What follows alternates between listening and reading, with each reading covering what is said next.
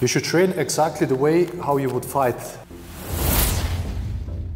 So when it comes to pad work, you should use the pad work exactly the way how you would fight and how the opponent would react when you hit him or when he evades or when he moves, whatever. With pads, you should simulate exactly the same way of moving, so you would actually learn how to attack further, how to follow up to the next target. So for example, if I would punch him, attack him, and he would evade, depending on how much he evades, you would follow up. Okay, so in this case, you can follow up here, or if he just evades here, you can here follow up with the second punch. If he goes to the side, you can follow up here. If he goes further to the side, then you can follow up with a kick. If he moves this way, then you can follow up with this kick. That's exactly the way how you also should hold the pads, so you learn how to move and attack next target. So you always have to think about attacking. And we are not talking now about what happens when the opponent punches back or kicks back or attacks. This would be a different subject. So let's say he punches me, I evade, then he can punch twice. Okay, so the same you can do on pads. So you go here, you evade, so he has to punch twice. This could be also here.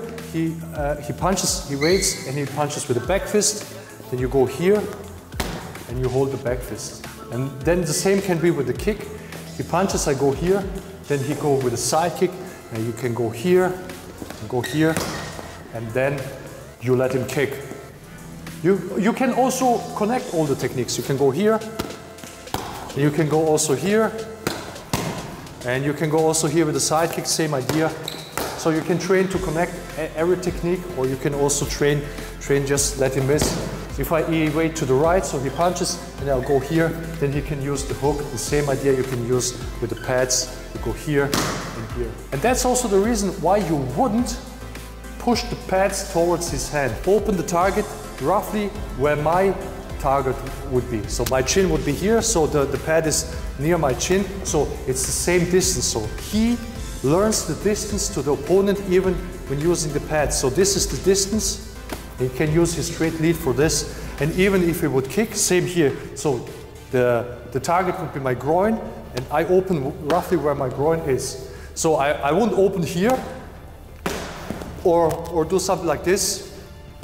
So where the pads and the hand meet halfway, because when he attacks me, my head is here. I don't go like this and he punches me. Okay? The pad work should mirror the reality. Sometimes you can use your left, so if he punches here, I wait here, he can use his left. So you can go here, 1 and 2, and use your left hand there. Also don't do this, okay, because this is the wrong distance. You want to have full extension of his techniques, so he can use his distance and he can use his footwork. Same idea is with kicks. The target is of course the knee because it's the closest target, and he would kick the knee with a side kick. So then I can stand here, okay, and give him this target as well. And if I would evade like this, then he can follow up with the back fist, okay? So if he does this fast, okay? So the same idea, you would go here, you would go here. You can connect both, or you can miss the side kick, and then he knows if I miss the side kick, I have to follow up. Same with the front kick. Let's say he attacks the front kick here, my groin, here, and if I evade, like here, if I don't go too far away, he can use his hands. So you would go here, 1, 2, or I let him miss the leg, and then he had to connect with the hand. Sometimes you hit the opponent. Let's say you fake, you hit the groin. Now you have the next target here. Now you can go here and here with the back fist, okay? So same idea is here. You can give him here, and you can give him the next target here. If he stands other way around, so you hit him, then he goes there. Then you would use here the shovel. So same idea, like here.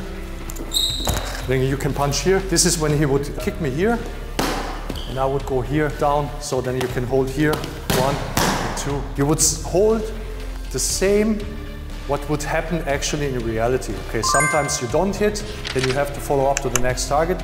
If you hit, then you can follow up also to the next target, but it will be a different target. He goes back, I kick, next target can be here. If I connect, then I can't go here because the target is down here. So you go here and you can go here. Mirror the pad work, what would be in the reality. So because the people always say, what if you don't hit? So you train if you don't hit. You train, you combine your techniques if you don't hit. You can hold the pad walk all the way.